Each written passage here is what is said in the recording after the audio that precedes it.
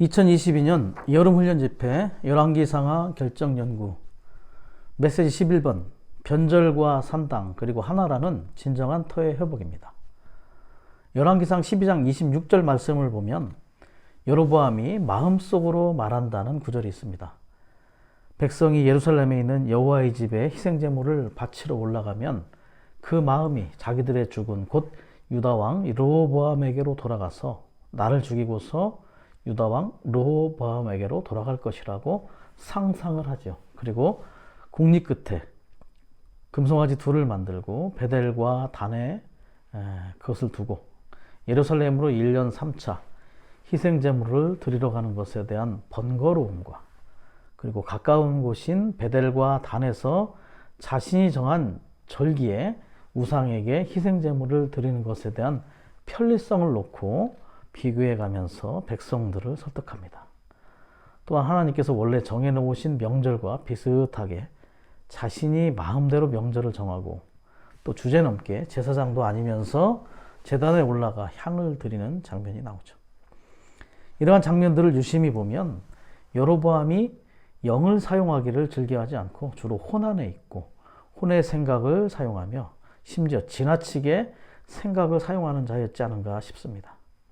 모든 결정들이 자신의 생각과 궁리 끝에 결론에 이르는 것을 볼 수 있습니다. 여호와께 묻는 장면이 없습니다. 인류 최초로 하나님을 향한 경배의 방식에 문제가 있었던 아담의 첫째 아들 가인을 보면 그도 지나치게 혼을 사용하였고 그로 인해 하나님이 정한 방식이 아니라 자신의 생각에서 나온 방식으로 하나님을 경배하였던 자였음을 볼 수 있습니다. 그는 최초의 종교 발명자라는 오명을 지을 수가 없죠. 종교라는 것은 영이 아닌 혼 안에서 하나님을 위한다는 명목상 자신을 위해 하나님을 섬기는 행위입니다.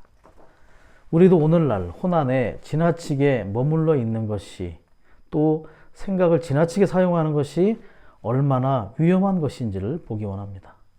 순간순간 영으로 돌이키고 영 안에서 영을 따라 하나님을 체험하고 누리며 경배하고 섬기는 생활을 살기 원합니다. 11번의 메시지의 로마 숫자가 총 3개입니다.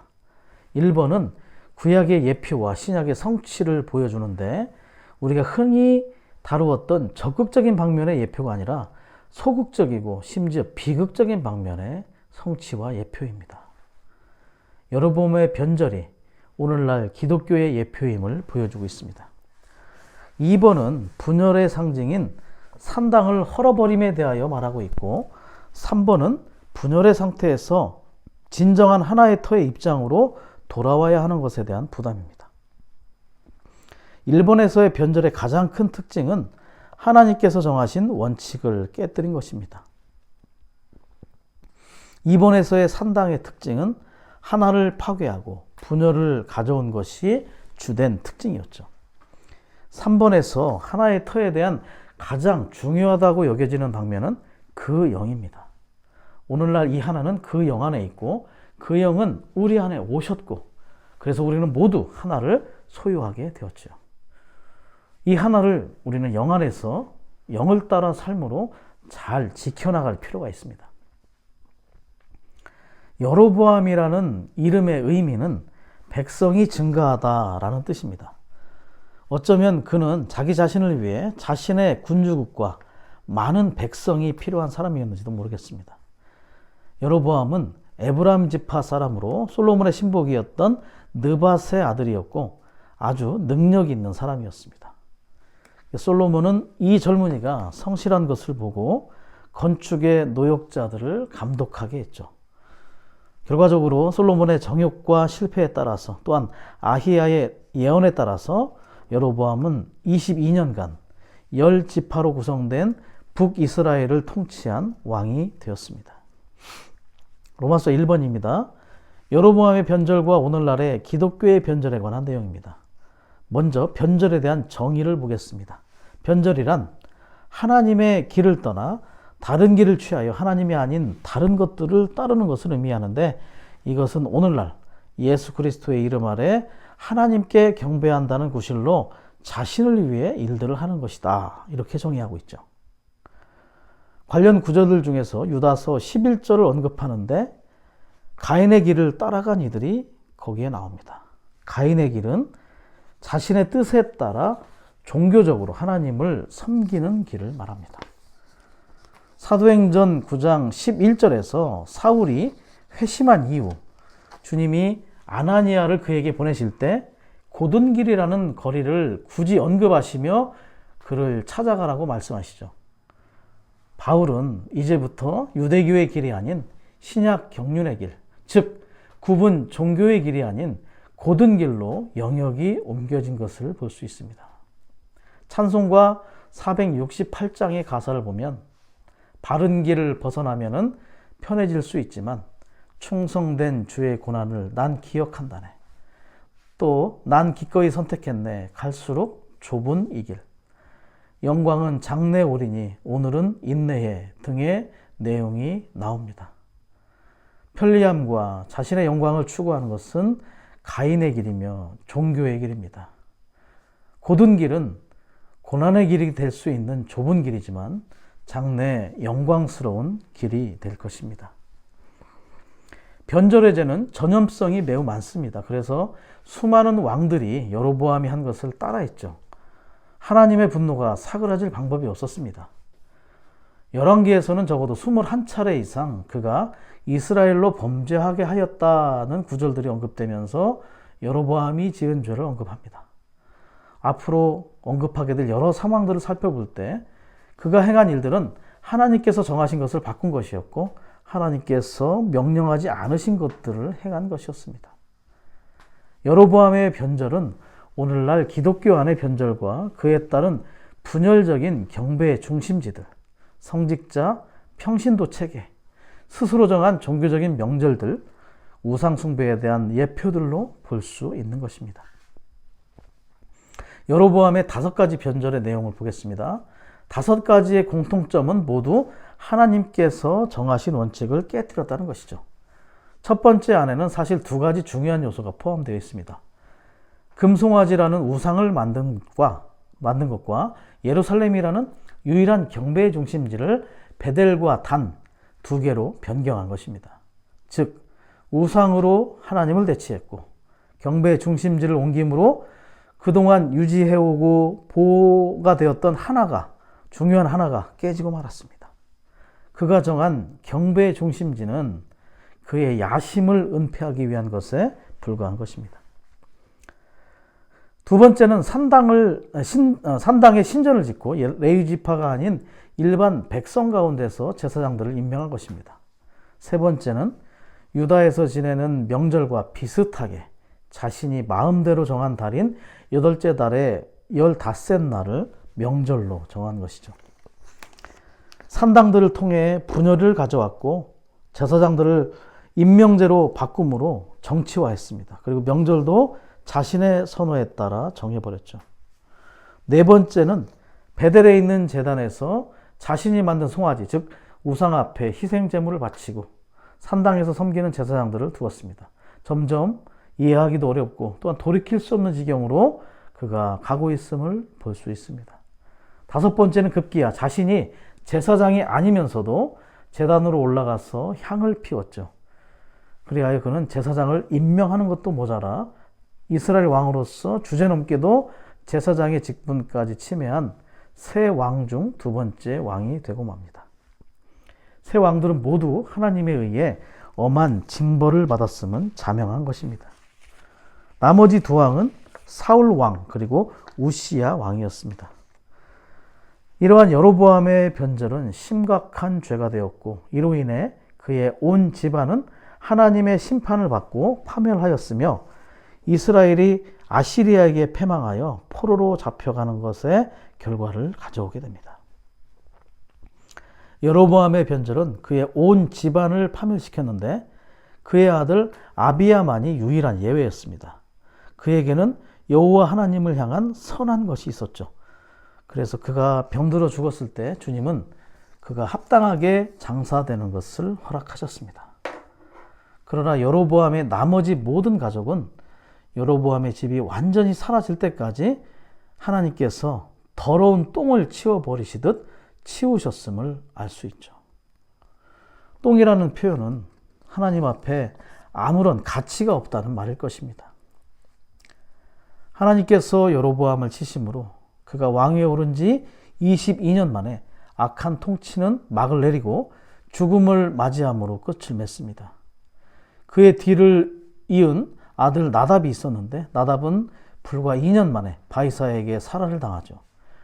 그는 살해당한 북왕국의 6왕 중 첫 번째 왕이 됩니다.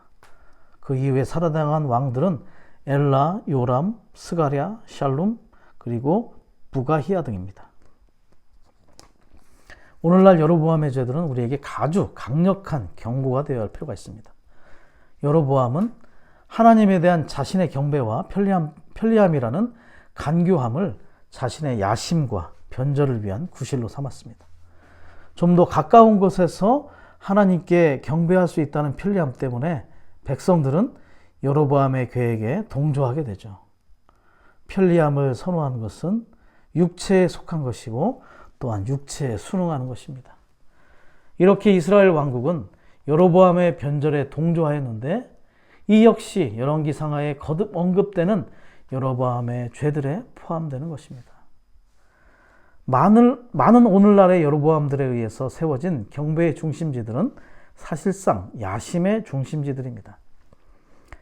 기독교 안에 있는 분열들은 이기심과 야심에서 비롯되는 것이죠. 종파 혹은 교파라는 영어 단어는 디나미네이션이라는 말이 사용되는데 D는 디바이드, 즉 나누다라는 의미에서 붙여진 것이고요. 노미는 네임, 즉 이름에 해당이 됩니다. 네이션은 민족과 국가라는 의미를 지니죠. 즉 가족과 이름에 따라 민족과 국가와 영역에 따라 나누어진 것이 종파 혹은 교파라는 단어의 어원입니다. 창세기 9장에서 그 기원을 찾을 수 있는데요. 노아와 그 가족의 후손들은 방주에서 내려온 이후 교회와 왕국의 그림자로서 한 하나님, 한 목표, 한 표현 안에서 하나이어야 했으나 결국은 분열되고 맙니다. 이것이 오늘날의 분열의 그림자인 종파, 교파의 기원이 되는 것이죠. 오늘날 기독교 안에서 심지어 주의 회복 안에서조차 어떤 이들은 자신의 이기적인 욕망을 만족시킬 제국을 갖고자 하는 야심이 있기 때문에 하나님의 선택을 무시하기도 합니다. 타락한 기독교는 제사장을 임명하는 체계로 만들어 성직자 계층과 평신도라는 계급제로 전락시켰습니다. 모든 이들이 하나님을 섬기는 제사장들이어야 하는 신약경륜의 원칙을 깨뜨리고 변절에 속한 실행에 이르게 된 것이죠. 2세기에 이그나시우스라는 교부는 감독은 여러 장로들을 다스리는 교구장이다 라고 말함으로써 감독이 장로보다 높다고 가르쳤죠. 계급제가 교회 안에 들어오는 단초가 되었습니다. 교회 안에 비극이 시작된 것이죠. 이후 두아디라의 로마 천주교 안에서는 교황, 또 추기경, 신부 등의 계급으로 발전됩니다. 에베소 교회에서는 이 계급제를 니골라당의 행위로 말하였지만 버가모를 거치면서 니골라당의 가르침이라고 말할 정도로 이 니골라당의 어떠함은 정착되고 교회 안에 자리를 잡게 됩니다. 천주교 사제였던 마르틴 루터는 종교 개혁 당시에 만인 제사장 체계를 주장하기도 했습니다. 특정 계층이 아닌 모든 이가 제사장이 되어야 한다는 것이었죠. 그러나 4대 기독교에서는 목사와 평신조 제도로서 다시 이 니골라당의 어떠함이 대를 잇고 있음을 볼 수 있습니다. 또한 오늘날 기독교 안에는 많은 축제와 기념일이 있습니다. 사실상 그것들은 사람들이 생각하고 상상해낸 것들이죠. 크리스마스, 부활절, 또 마리아 숭배 사상, 또 이러한 것들은 사람이 마음대로 상상하고 또 섞어서 오염시킨 것들입니다. 이런 것들이 너무나 많습니다. 모두 성경적 근거가 없는 것들이죠. 주님께서는 시대의 사역 안에서 변절의 기독교에 대한 반간증으로 주님의 회복, 곧 생명과 진리의 회복이 필요하셨습니다. 생명의 공급과 진리의 계시는 변절과 교회의 하락을 처리하는 데 있어서 사도들이 사용한 해독제들입니다. 주의 회복 안에 있는 우리들도 혹여 변절의 요소들은 없는지 강한 빛비춤을 통해 폭로될 수 있기 원합니다. 그리하여 생명의 공급과 진리의 계시를 통해 치료될 수 있기를 원합니다. 로마서 2번입니다. 모든 것을 포함한 진정한 하나를 회복하고 보존하기 위해서 우리는 반드시 산당을 헐어버려야 한다고 말합니다. 신명기 12장을 볼 때 산당은 이방 사람들이 그들의 우상들을 숭배하던 장소로서 이스라엘 자손이 가나안 땅을 차지하려고 그 안으로 들어갔을 때 하나님은 모세를 통해서 그들에게 민족들의 모든 산당을 파괴하라고 명령하셨습니다. 모세는 이스라엘 자손에게 그들의 제단들, 기념 기둥들, 아세라상을 불태우고 신상들을 찍어버리고 그것들의 이름을 그곳에서 없애버리라고 명령했습니다. 이 모든 것들을 없애버린 후에 이스라엘 자손은 하나님께서 선택하신 유일한 하나님께 경배하는 장소로 와야 했습니다. 열왕기상에 따르면 성전은 하나님께서 선택하신 하나님의 그러한 선택의 예루살렘에 세워졌음을 볼 수 있죠. 하나님의 마음의 갈망은 하나님의 임재를 위해 오직 한 장소를 갖는 것이었습니다. 이 한 장소가 하나님의 백성을 분열해서 보호할 수 있었습니다. 그러므로 산당을 세운다는 것은 결국 분열을 가져오게 되는 것을 말하는 거죠. 산당들의 내재적인 의미는 그래서 분열인 것입니다. 아이러니하게도 솔로몬과 여로보암이 이러한 산당들을 세우는데 앞장섰는데 솔로몬은 정욕에 빠져서 그렇게 했고 여로보암은 야심 때문에 그렇게 했음을 우리는 잘 알고 있습니다.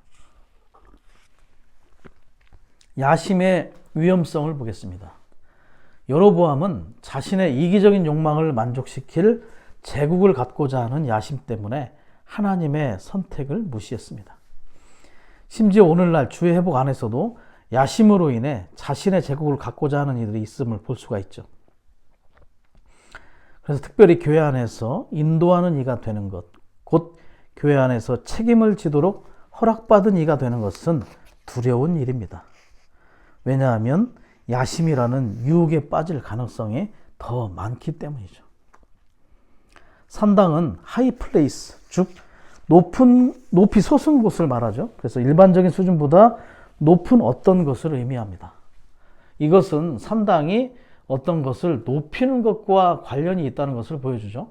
원칙적으로 기독교에 있는 모든 산당, 곧 모든 분열은 그리스도가 아닌 어떤 것을 높이고 칭송하는 것으로부터 비롯됨을 알 수 있습니다. 심지어 오늘날 우리도 하나님께서 정하신 길의 실행들을 높이고 다른 이들을 판단하면 우리도 그것들을 산당으로 만들 수도 있습니다.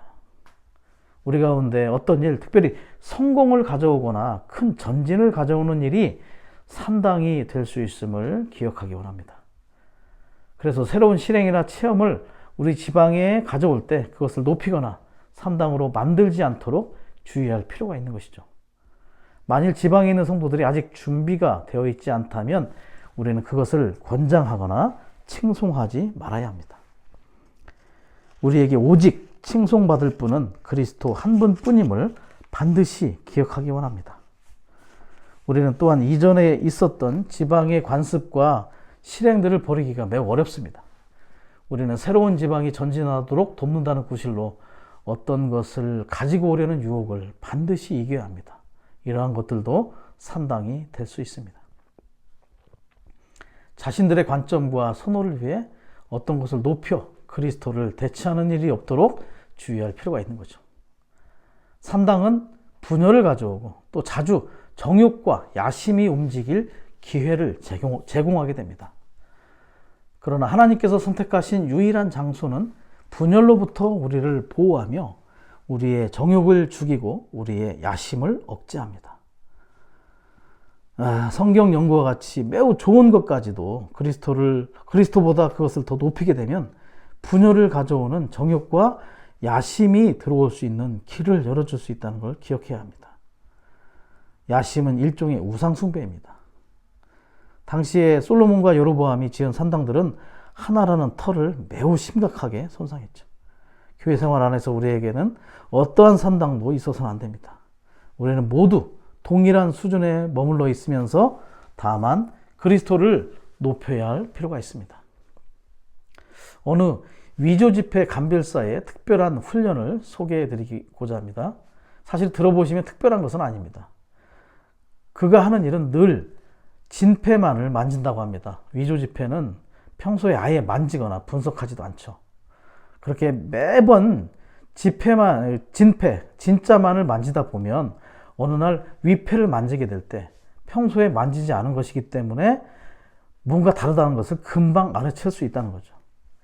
우리도 역시 오늘날 늘 그리스도만을 주목하고 그리스도를 만지고 접촉하고 체험하고 누리는 생활이 주가 된다면 그리스도가 아닌 것이 교묘하게 산당으로 들어올 때 혹은 내 안에서 그러한 것들이 일어나려고 할 때 금방 분별할 수 있을 것입니다. 늘 영 안에서 영을 따라 그리스도만을 바라보고 접촉하고 누리고 그분만을 높이는 생활을 하기를 원합니다.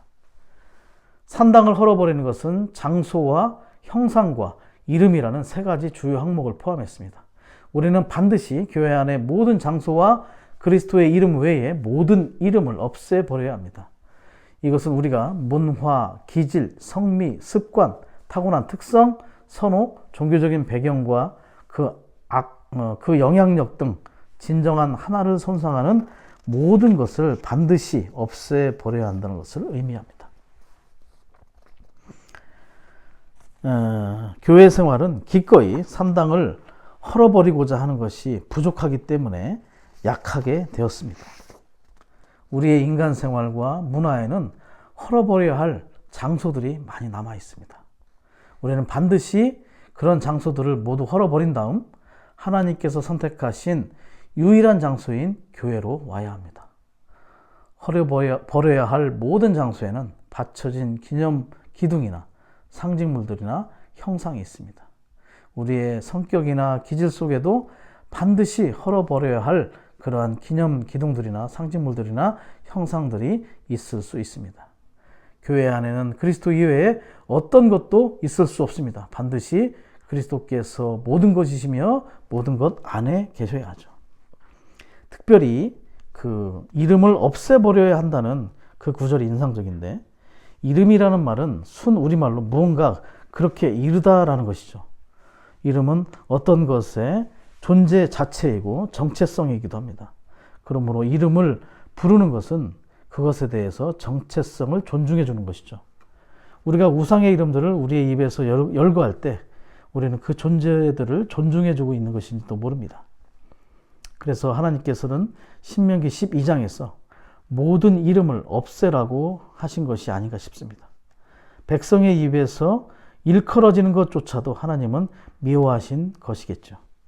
우리도 역시 하나님을 대체하는 우상에 속한 것들이 우리의 입에서조차 언급되는 것을 두려워할 필요가 있을 것 같습니다. 스포츠에 관한 것들을 말한다든지 영화나 드라마에 관한 것들을 쉽게 말하거나 또 예전에 흥얼거리던 유행가 가사들 아무렇지도 않게 너무나 쉽게 우리의 입에서 회자되고 말하여지고 일컬어질 수 있는 것을 우리는 정말 두려워하기 원합니다. 그리스도를 말하는 것을 더욱더 훈련하기 원합니다. 우리는 그리스도와 함께하는 교회가 아닌 것을 반드시 모두 헐어버려야 할 필요가 있습니다. 우리는 다만 교회 생활 안에서 좋은 땅의 풍성이신 그리스도를 누리는 자들이 될 수 있기를 원합니다. 로마서 3번입니다.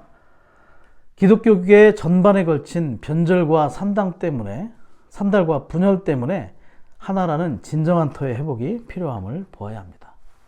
신명기 12장 5절에 따르면 이스라엘 자손이 좋은 땅에 들어갔을 때 그들은 자신의 선호를 따라 장소를 선택해서는 안 되었습니다.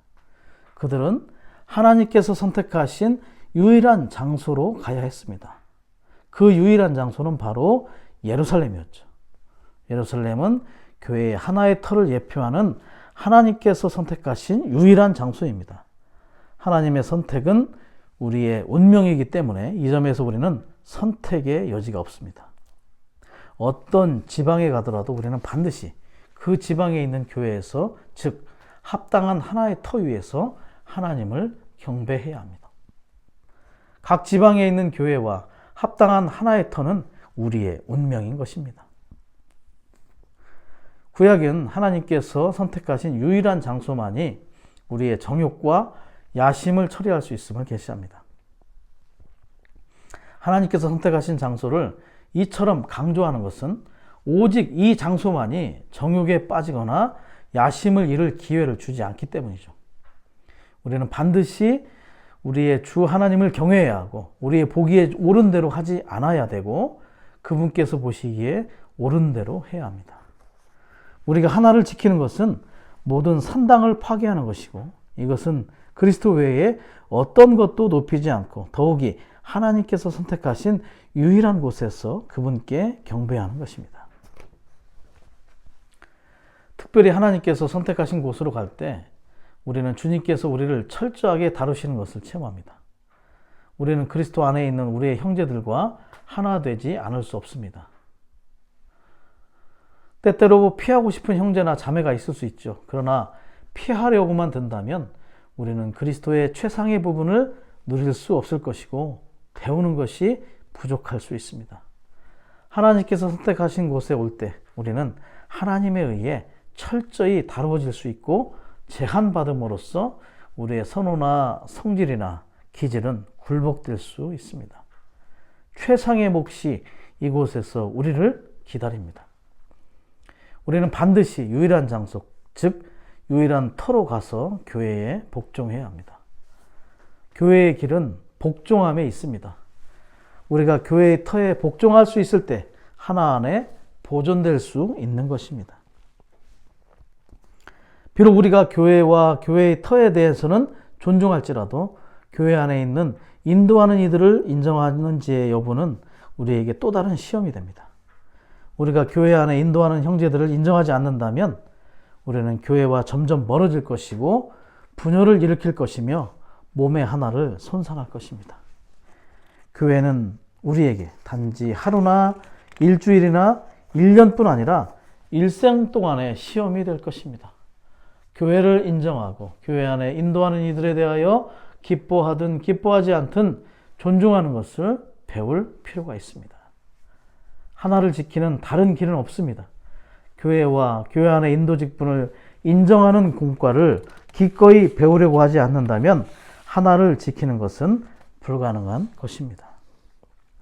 교회는 우리에게 시험이죠. 교회 안에서 우리 자신의 육체와 자아와 옛 본성과 개인주의를 얼마나 처리했는지가 드러납니다. 교회는 또한 우리의 동기와 의도에 대한 시험입니다. 몸의 하나를 지키기 위해 육체는 반드시 처리되어야 하고 자아는 재어져야 하며 재해져야 하며 옛 본성도 죽음에 두어져야 하고 개인주의는 거절되어야 합니다. 동기는 반드시 순수해야 하고 의도도 옳아야 할 필요가 있습니다. 몸의 하나가 우리에게 요구하는 수준은 아주 높은 것입니다. 그 요구에 관하여 우리는 어떤 선택이나 변명이 없습니다. 변명이 있다는 것은 우리의 마음과 동기가 순수하지 않고 의도가 옳지 않다는 것을 증명하는 것일 것입니다. 참된 자기 부인과 육체를 죽음에 넣는 것은 오직 교회 안에서만 가능한 일입니다. 마태복음 16장 18절에서 주님은 내가 이 반석 위에 내 교회를 건축할 것이니 음부의 문들이 교회를 이기지 못할 것이라고 말합니다.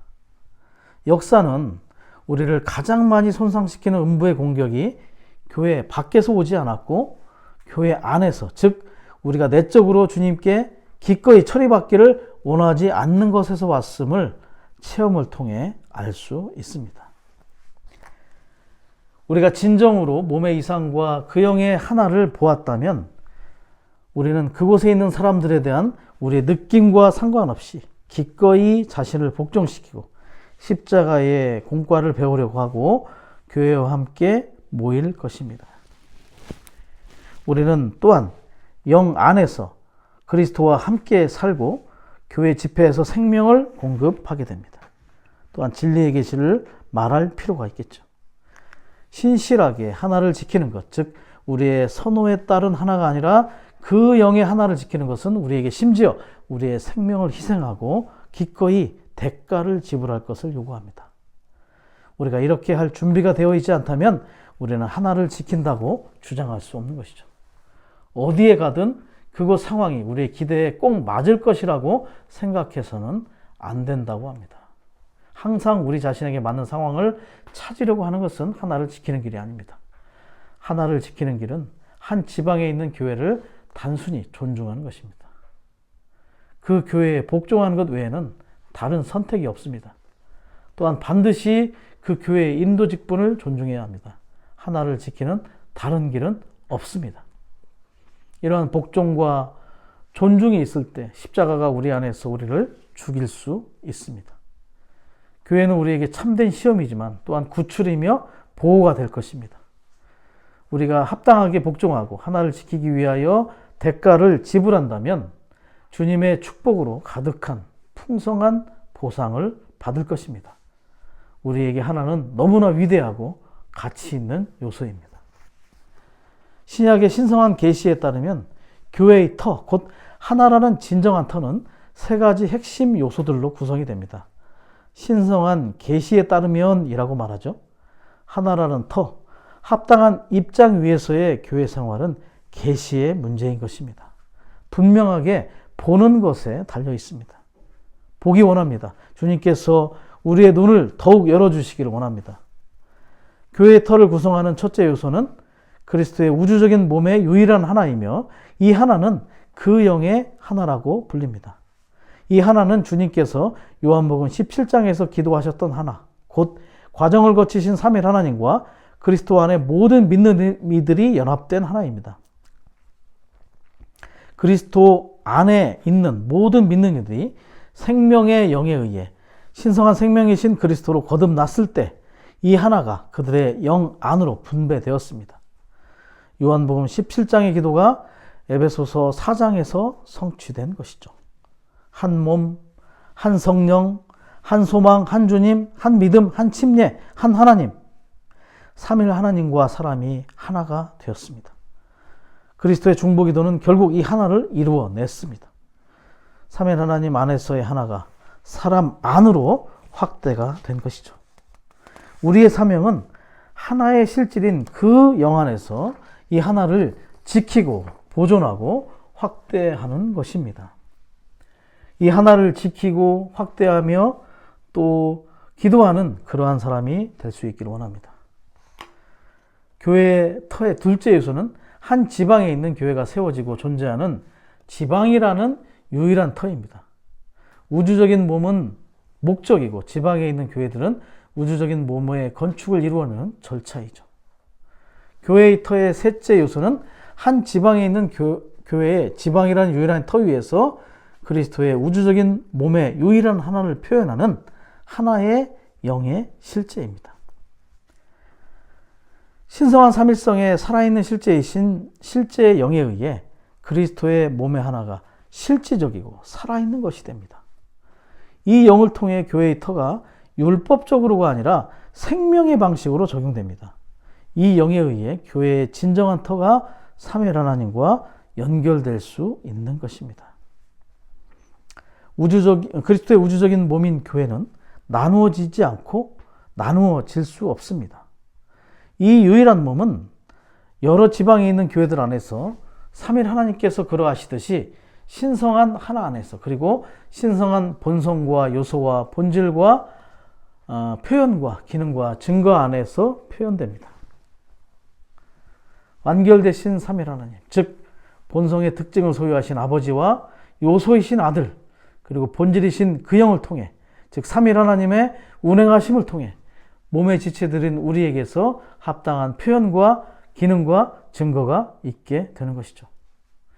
진정한 하나, 곧 하나님의 본성을 따른 하나는 모든 것을 포함하고 포괄적인 하나로서 긍정적인 모든 것이 포함됩니다. 하나가 회복될 때 영적인 모든 풍성과 긍정적인 모든 것이 함께 회복되는데 이것은 그러한 것들이 다 하나 안에 존재하기 때문이죠. 하나가 회복될 때 영적인 모든 풍성과 긍정적인 모든 것이 함께 회복이 됩니다. 이것은 그러한 것들이 다 하나 안에 존재하기 때문입니다. 경건한 모든 것과 영적인 모든 풍성은 다 하나라는 진정한 터 위에 우리의 것입니다.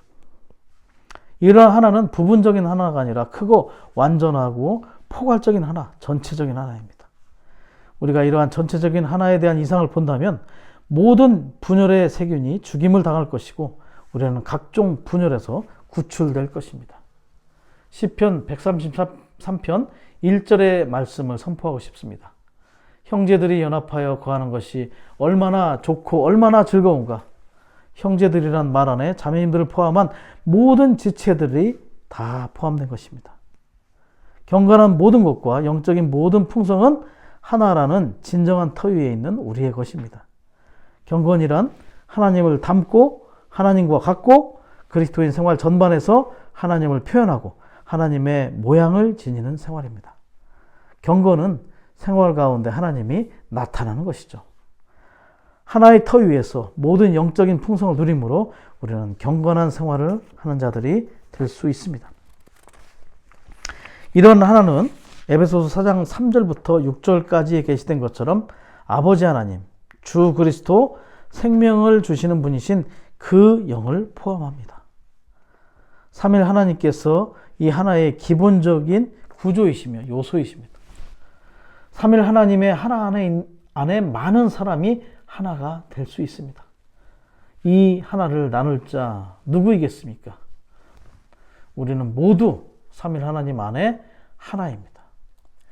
모든 것을 포함한 하나는 우리를 모든 긍정적인 미덕들과 속성들에 들어가게 합니다. 신성한 속성들과 인성의 미덕들을 통해 표현된 역시 그러한 표현됨 역시 이 하나의 터 위에 있습니다. 하나 안에서의 교회 생활의 실행을 위한 5가지 실질적인 항목이 있습니다. 한번 살펴볼게요.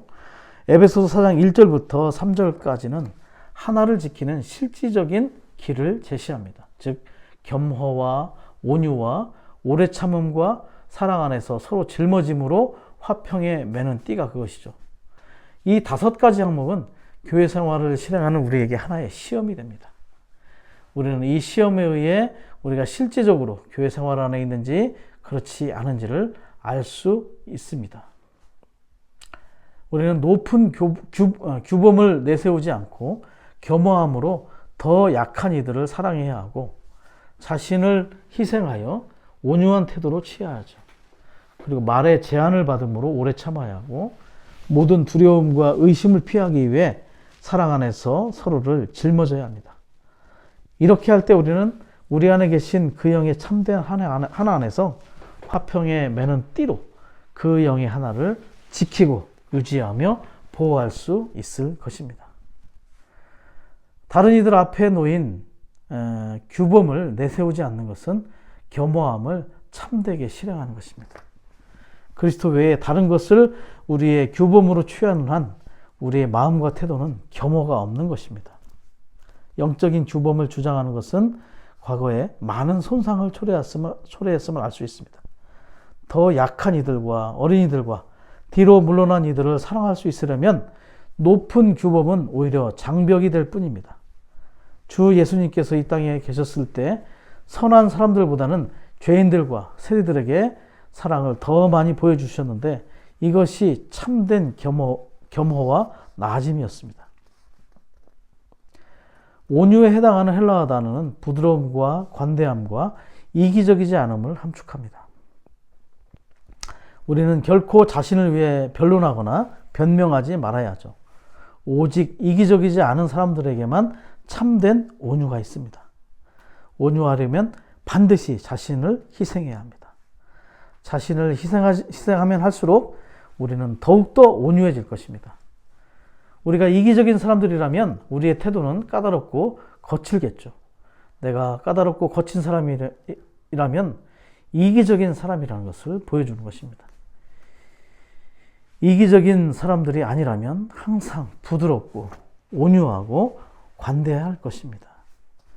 교회 생활 가운데 거칠거나 까다롭거나 무자비한 태도가 아닌 부드럽고 온유하며 관대한 태도가 필요합니다. 이 일에서 우리에게는 참된 부서짐이 필요합니다. 많은 지방교회들 안에 있는 문제들은 대부분 잘못되고 부주의하며 냉담하고 거친 태도에서 비롯된 것입니다. 우리는 교회 생활이 대강대강 하는 것이 아닌 매우 섬세한 어떤 것임을 배울 필요가 있습니다. 레위기 2장이나 고린도전서 10장에서의 예표에 따르면 교회는 고운 밀가루입니다. 조잡하거나 거친 것은 교회 생활에 부합하지 않습니다. 우리는 섬세한 방식으로 행함으로써 형제자매들에 대해 섬세한 표현을 지녀야 합니다. 합당한 표현을 가진다면 많은 오해에서 구원받고 구출되고 지켜지게 될 것입니다. 거의 모든 오해는 부주의한 태도에서 비롯되죠. 사탄은 항상 부주의한 태도를 이용하여 교회를 공격합니다. 그러므로 우리는 다른 이들을 대할 때 단지 그들을 위해서가 아니라 간교한 자가 있기 때문에 더 주의하는 것입니다. 오래 참음은 우리의 말함과 관련이 있습니다. 우리는 교회에서 말과 대화에 주의해야 합니다. 우리가 말하기를 간절히 원하는 무언가를 삼가는 것은 매우 고통스러운 일이죠. 이 고통을 참을 수 있다면 어떤 고통도 참을 수 있다고 말합니다. 우리가 이 공과를 배우지 못한다면 어떤 일이 우리에게 일어날 때마다 우리는 그것에 대해 말할 것입니다. 그러나 이러한 공과를 배웠다면 말하고 싶은 것을 말하는 대신 눈물을 흘리며 주님 앞에 나아갈 것입니다. 이 방면에 우리는 오래 참음이 있어야 합니다. 성령의 기름 바름과 인도가 없다면 말하지 않기를 배워야 합니다. 원수가 그의 목적을 위해 우리의 혀를 사용하도록 놓아두어서는 안 된다는 거죠. 너무 자유롭게 하고 싶은 말을 함으로써 말할 때 부주의함으로 얼마나 많이 교회 안에 손상이 발생했는지를 알 필요가 있습니다. 말에 있어서 오래 참음의 공과는 참으로 우리에게 너무나 필요한 공과입니다. 사랑 안에서 서로 짊어지려면 교회 생활에서 두려움과 의심에 맞서 싸울 필요가 있습니다. 누군가에서 의심을 품는다면 사랑이 없어졌다는 의미겠죠. 그러면 의심에 이어 두려움이 뒤따를 것입니다. 요한일서 4장 18절은 사랑에는 두려움이 없으며 온전한 사랑은 도리어 두려움을 쫓아냅니다. 사랑이 없을 때 의심하게 되고 의심이 있을 때 두려움으로 염탐하게 됩니다. 사랑이 충만하게 표현되므로 의심, 두려움, 염탐 등이 없는 교회 생활이 우리에게 되어야겠습니다. 화평에 매는 띠로 그 영의 하나를 힘써 지키라고 말합니다. 자, 참된 하나는 우리 안에 계신 바로 그 영이십니다. 이것은 다름 아닌 살아계신 주님 자신, 곧 우리 안에 계신 놀라운 모든 것을 포함하신 생명 주는 영이십니다. 우리에게 하나님과만 화평이 있고 모든 형제와는 화평이 없다면 우리는 하나를 잃은 것입니다. 우리는 그리스도의 몸 안에서 이 하나를 지키고 유지하며 보존하기 위해 노력하고 애쓰고 분투해야 합니다. 힘쓴다는 것은 힘쓴다는 말에는 애쓰고 분투한다는 뜻이 포함되어 있습니다. 하나를 지키는 것은 쉬운 일이 아니죠.